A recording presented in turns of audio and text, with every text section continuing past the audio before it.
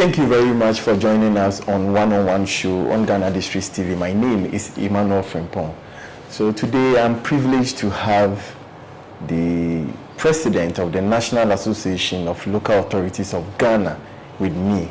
We are going to interact about his term in office and some issues that are bothering him. Honorable, thank you very much and you're welcome. Thank you, my brother. Long time. Yes, you are looking good. You're not bad. Thank you very much. So, Honorable, let's get straight into our interview.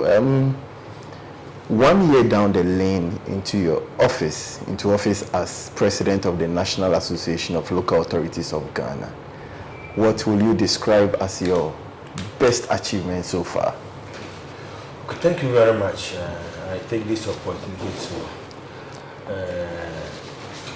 thank the Mayor of Accra, my assembly members, and also the local government minister. Honorable Ahmed Ibrahim. He has been a phenomenal person to work with so far as him being Nalag president is concerned. So let me start from Nalag, 1 year down the lane, what we've achieved, what we intend to do. The first and foremost, let me also use this opportunity to also thank His Excellency John Dramani Mahama for a campaign promise which has been fulfilled, partly. During the heat of the 2024 election, His Excellency made a promise for payment of monthly allowance for assembly members, which we were very, very, very happy because since the inception of local governance, we don't have this statutory monthly allowance for assembly members. What you take is sitting allowance. So when you come to a meeting, then before you be able to receive that amount of money. But he made that promise, and during the 2025 budget, it was captured that an allocation of 100 million has been earmarked for payment of allowances for assembly members. Yes, and I can tell you that that promise has been fulfilled in 2025. The backlog was cleared about a month ago. So once again, thanks to His Excellency John Dramani Mahama. So part of the achievement, I mean, the money came first. We got the first 2 months, under 2 months, and assembly members, it became agitation from our assembly members, and we were able to work closely with the local government minister. A lot of follow-ups. He has not been sleeping on that, and trust me, he is a phenomenal guy. Once again, that promise has been fulfilled. So I can say it's part of the recent achievement we've ensured. But beyond that, what we are looking at now is this a campaign promise which has been fulfilled, which is not backed by any act. So what we are fighting for, or what we are still advocating for or lobbying for, is for it to be formalized. Formalized in the sense that it should be enshrined in our constitution. Yes, because today the person who promised 2028, John Dramani Mahama will not pay the constitution, will not contest election again. So whoever maybe will be the next president can say that I did not make this promise, so I'm not going to fulfill it for you. So that's what we are fighting for, and we are working with all relevant bodies so far as local governance is concerned, the local government ministry, Statutory Common Fund, Parliament Select Committee on local government. We are working for relevant. But are you making headways? We are making headways. We are making headways. So let's talk about the impact of the allowances.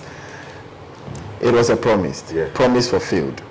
What has been the impact so far? You see, it's high time we really look at saving the local governance acts. Assembly since the inception in 1988, 1999. To me, there are some key. It was voluntary work. It's still voluntary. And now, even if you're an assembly member, it becomes very difficult for you to be able to make that impact in your community. One, I'm fortunately, should I say fortunately, to be an assembly member in Greater Accra, specifically Okanko South, Aveno. In Aveno, Electoral area. Maybe I'm very, very mobile. But when you go to the interland, assembly members meeting their constituents or their electorates, very, very difficult. Mobility-wise, very, very difficult. So with this amount of, even though I won't say it's a peanut, it's a step in the right direction. One, it has made them more mobile. Okay. It has made them to be able to meet their electorate. Okay. Now, the normal circumstance, before you will be able to even come to your assembly meeting, you're supposed to meet your electorate, meet with them, get their views and everything.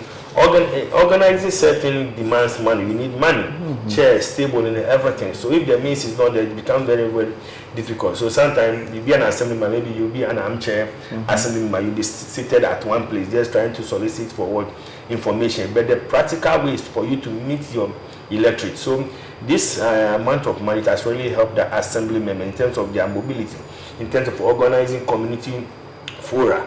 It has really helped them, and even personally on their own. Because virtually every assembly member, you need to dish out money from your pocket for even community activities, and every week assembly member need to attend a social gathering, either an adoring, wakekeeping, naming ceremony, and wherever you go, you need to dish out something. So it has really helped. It has really helped, and just as I said, even though it's not any big amount of money, and every long year begin with a step. And begin with a step. We are looking at the formalization of it and how it can be increased along the line. Oh, okay. As president of Nalag and an assembly member yourself, how are you combining the two big roles? I mean, being an assemblyman alone is not easy, and also as president of this big association, how are you combining the two? Yeah, that's a very good question. The first and foremost is my commitment to my electorate. And you see, as a leader, you need always to train others to follow your line, or to train others to ensure that things are done rightly. We have one president in Ghana, but having different ministers who he has assigned them role. So when you come to my electoral area, I have 5 unit committee members. Unit committee members. See, most assembly members are not making good use of their unit committee members. But in my unit committee members, everybody in the role that to play. When it comes to street lights in the community, there's a specific unit committee member who is in charge. When it comes to maybe water-related issue, I've assigned all those roles, and we meet at least once in a month. Once in a month, I will get feedback from them. Maybe they are having some issues to this and that. So even though I'm the assembly member there, I've assigned roles which has made my work very, very, very, very, very easy in my community. And I think that even gave me the contest for the president. I'm proud that I was the presiding member. And I've been presiding for 4 consecutive terms. So looking at the role of me being an assembly member, an experienced one for that an assembly member, presiding member, and now the Nalag president, I need to relinquish one of my position. I cannot relinquish the position of the assembly member because the basis of me being presiding member is you being the foundation being an assembly member, and also the basis of me being the Nalag president is me being an assembly member. So in between them, that's why last year, after I won the Nalag president, I willingly personally stepped down as the presiding member of Accra Metropolitan Assembly for me to be able to focus more at the national level, because you being the Nalag president too, all presiding members are still under you. Are you getting me? So it's like you were a sub chief and now you become a paramount chief. You must not join the two together. So I stepped down. So that's the way I've been able to manage my community and also the Nalag. And I ensure that at least every week, if I need to be available in the community, every week I need to be available for people to see me and solve problems, get feedback from my unit committee members. Not only then, I also have the Landlords Association in Avino, which they meet periodically. I also get feedback from them, Traders Association, other community-based organization, religious group that ensure that I get feedback from them. Okay, so let's look at some of the challenges you've encountered so far as president of Nalag. I know there are a lot of them. There may be a lot of them, but let's look at the obvious ones. Okay. So when I came to Nalag, we have a full secretariat, and for the past 6 to 7 months, they've not received their salaries. It was one of the biggest challenges because Nalag, should I say so, on a scale of 1 to 10, I will give 9 or 8. We depend on our share of the common fund. Okay. So if the common fund is not coming, it becomes very difficult for you to achieve. For you to do the Nalag president to even go to other regions to get their feedback. So it was the biggest challenge. But lo and behold, last year they released the common fund, which so financially, finance has been one of the biggest challenge at Nalag. And also we can look at capacity building for assembly members. And you see, you can never govern what you don't know.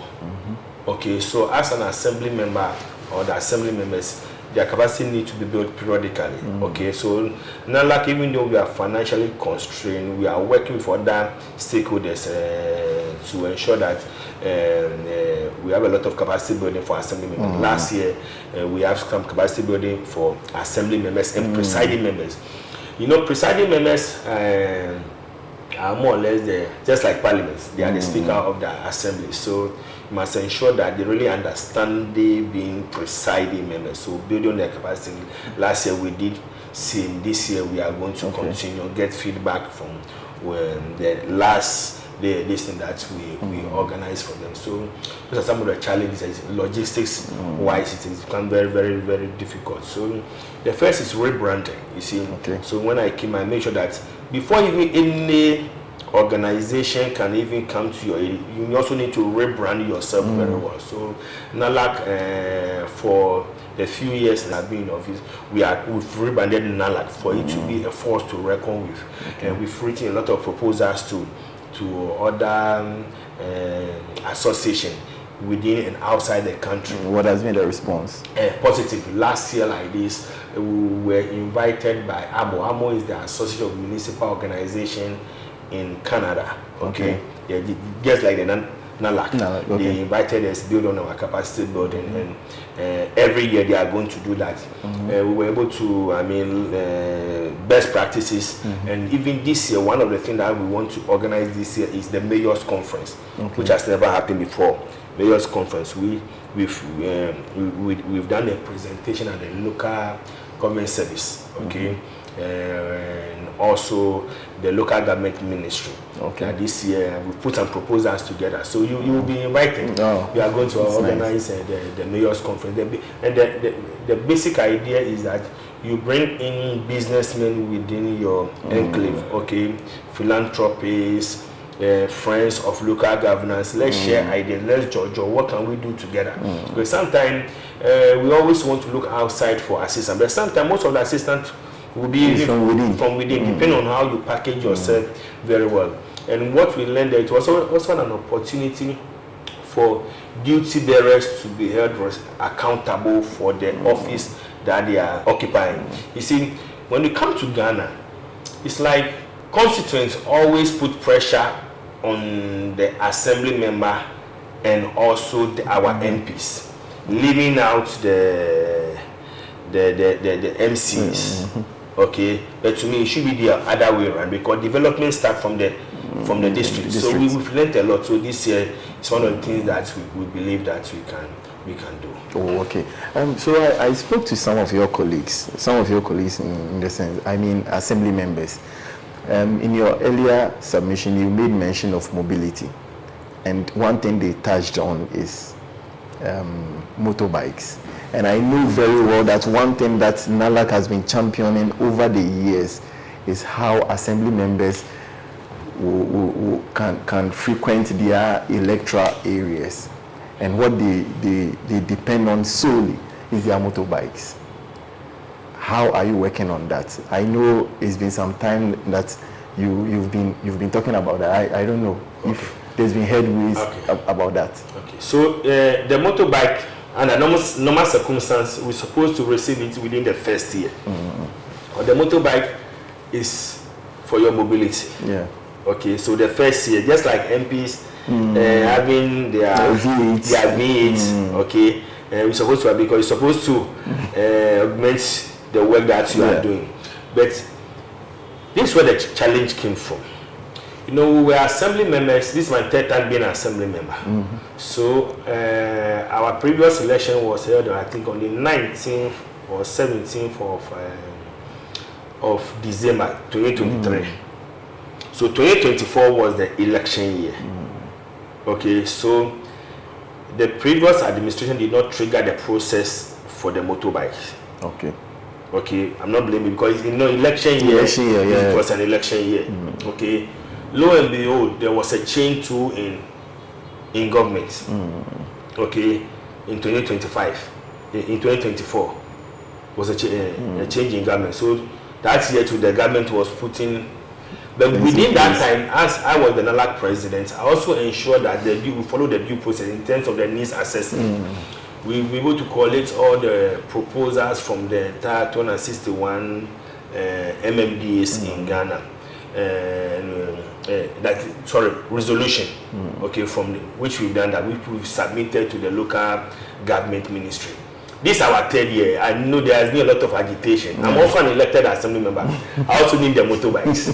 I also need it very, very well. So there has been agitation, a lot of agitation, which I understand our people very well. So we've triggered the process. I'm very, very optimistic that before the end of this year, we are going to receive our motorbikes.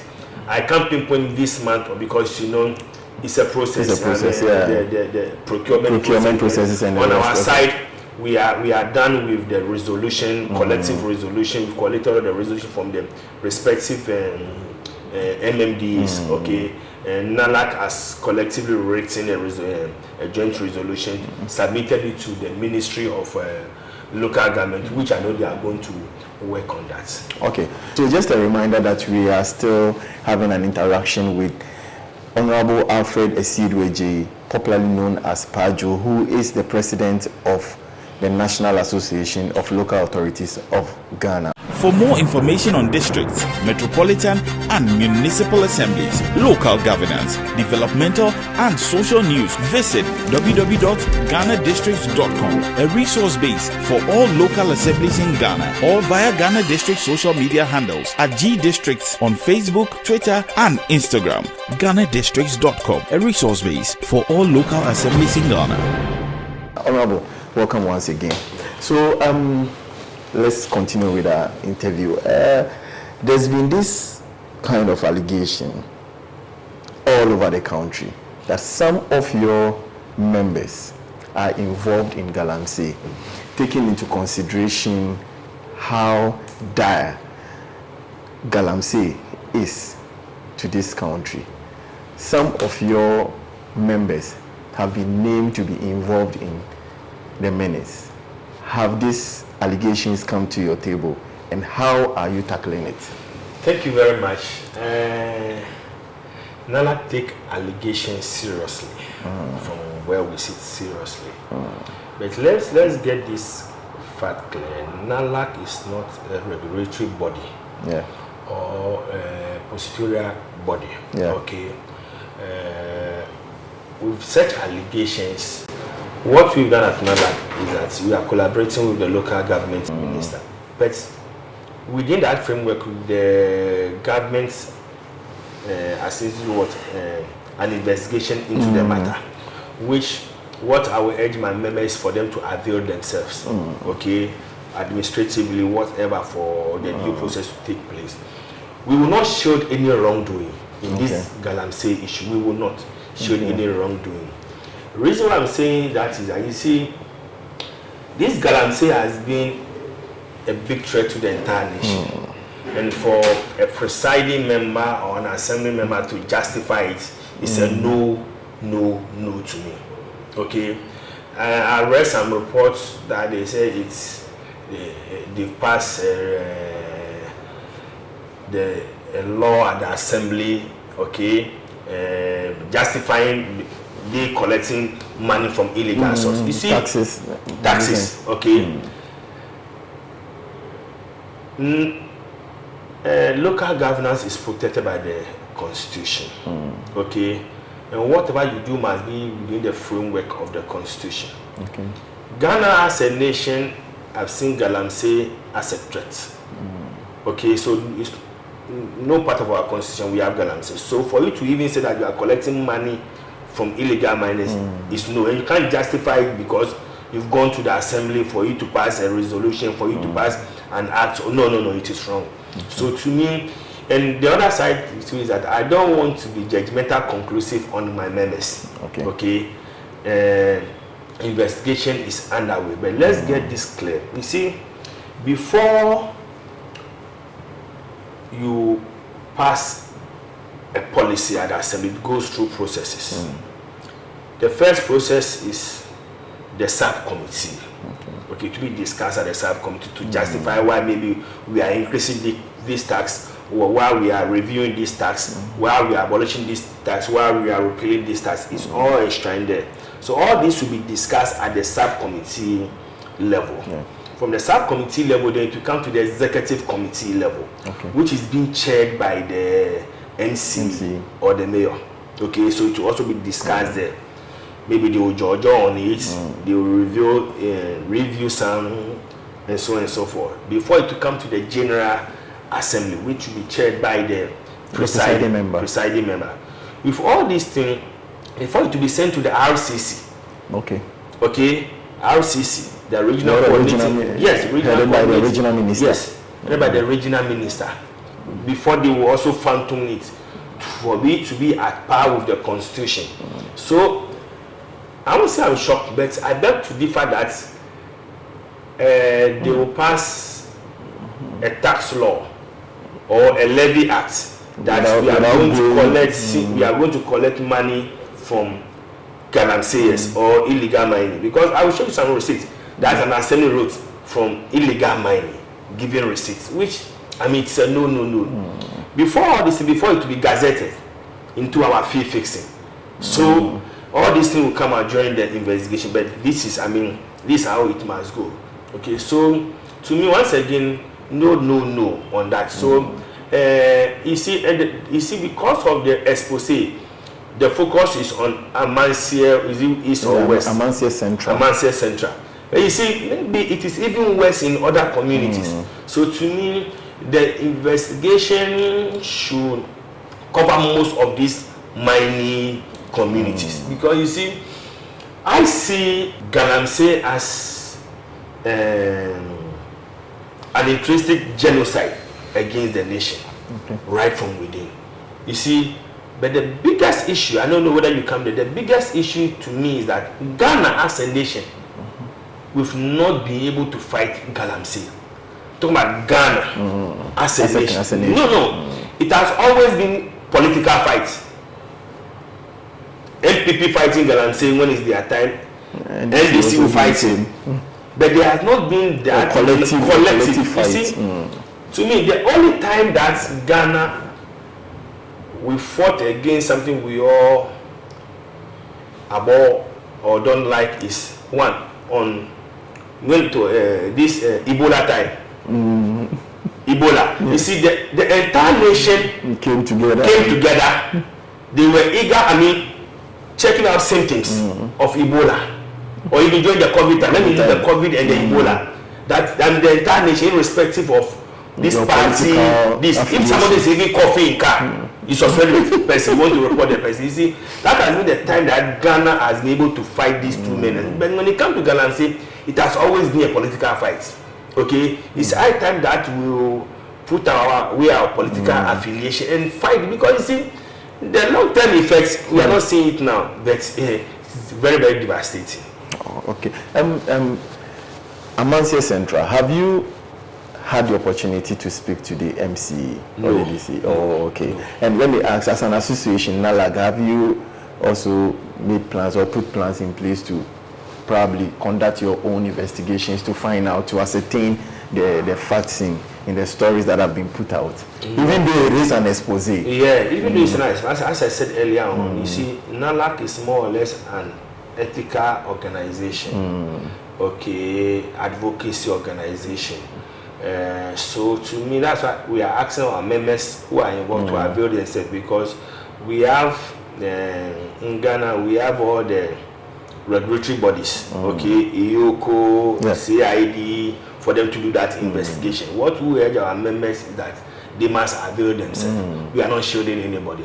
At the same time, we don't want them to more or less be like a media trial.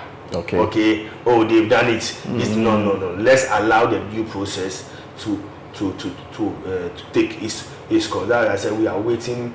We are working collectively with the local government ministry. But as I said, if the president of the nation has set up an investigative body, okay, the last time the regional minister, said it. So they are going to investigation. Those found culpable need to be dealt with. And I repeat, those found culpable need to be dealt with, because for them to serve as a deterrent to others. Okay, so a quick reminder, we are still speaking with Honorable Alfred Ni Eje, who is the president of the National Association of Local Authorities of Ghana, Nalag. Honorable, this is the last part of our interview session. I want us to zero in on your achievement in your electoral area. That is Aveno, right? Aveno. You've been an assembly member for 3 consecutive terms. That's about 12 years now. I believe you've done a lot, but let's highlight on some few ones, and then wrap up. So let me look at one, the education in the community. For many decades, I do not have a school. The only school was in the dilapidated state, which was pulled down, and so I've been fighting for us to have a school. The issue is that particular land was encroached upon, so getting there became very difficult. Last year, let me also commend the former member of parliament for Kankwesa, Honorable Dakwanu Newman. We work collaboratively for us to ensure that gets a befitting school. So last year, 2 years ago, we cut the sort for the school project, and maybe next time I need to bring you to the school. We are almost at about 70-75% complete. Roofing done, painting is ongoing, 1 or 2 strikes. So right now we have 18 classroom block. But even though we were not having school, what I do every year is that I have data of everybody in the community. And what I do every year is that those who going to write their BEC, I organize extra classes for them 3-4 months before their exams, pay the teachers and everything to ensure that they pass very well. So when I started doing about 5 years ago, comparatively there has been an improvement in their BEC results. So every year, so education wise, that's what I'm able to do. When it comes to sports, you need to look. So you are spending that much to improve education. I mean, to organize extra classes, pay teachers with no salary as an assembly member, no allowance. Those days. So how are you managing? How are you financing that? Some personally, some to arrive to some as organization around for them to sponsor. Not financial wise, maybe even paying the teachers alone is so I do that every year. And when it's time for the BEC, I distribute a mathematical asset to all of them. When it comes to F-wise, I ensure that every member in the community is having the health insurance. I educate them on that. I've collaborated with them, Carnation Polyclinic, which every year, and NHIS, which we review it, we renew it every year. And how many members have you so far put on the scheme? If you recall. About 2,500. 2,500. Yes, more than it will be more than that. More than that. The other issue has to do with in quotes our riders in the community.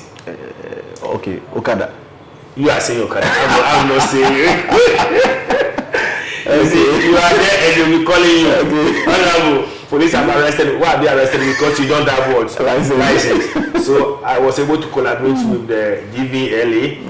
Okay, came there, give them all the training. And so because I told them, I'm very straight on that. Because I cannot be going to the police station all the time. Make sure you have the proper documentation. Yeah, so that's why to every year we do that. I can say most of them to riders in the community.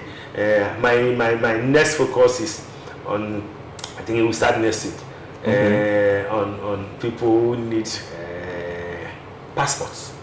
Okay. From your allowance? No, not from my allowance. Not from my allowance. You see, sometimes they even go in, but when you put them at a pool, it can become very, very, very easy. And when it comes to physical structures, to have 1 or 2 structures for the guys in the community. I mean, you can't do it alone. You need to make sure that you touch every bit of whatever everybody needs in the community. And so far, so good. Okay, so my very last question. Now you've been an assembly member, or you are an assembly member. You've been a presiding member. You are now the president of the National Association of Local Authorities of Ghana, Nalag, which is a big association. Where do you want to go next? I don't. From where we are, I know that's the next question. What's the next step? Life is a process. Life is a process which has progressed.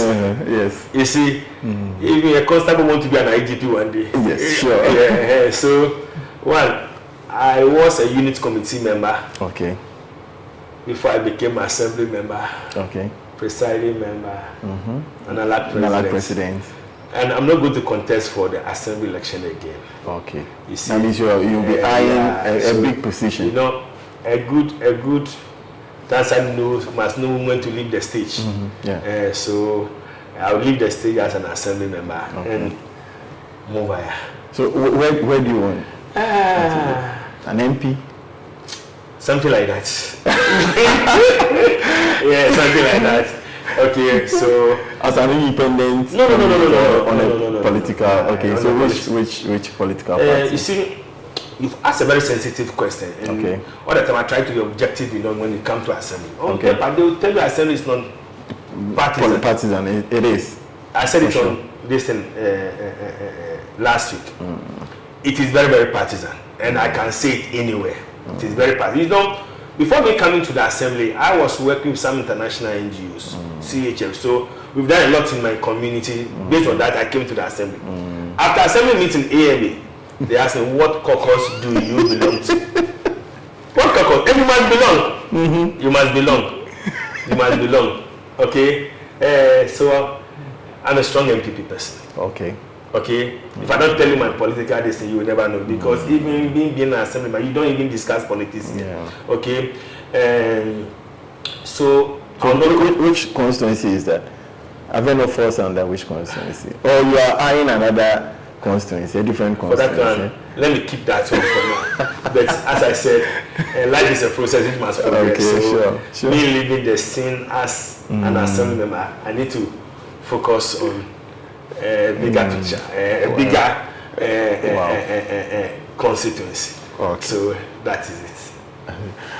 Thank you very much.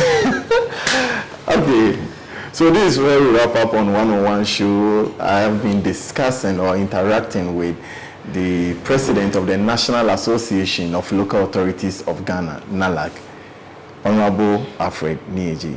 Meet me next time. Thank you very much. My name is Emmanuel Frimpong.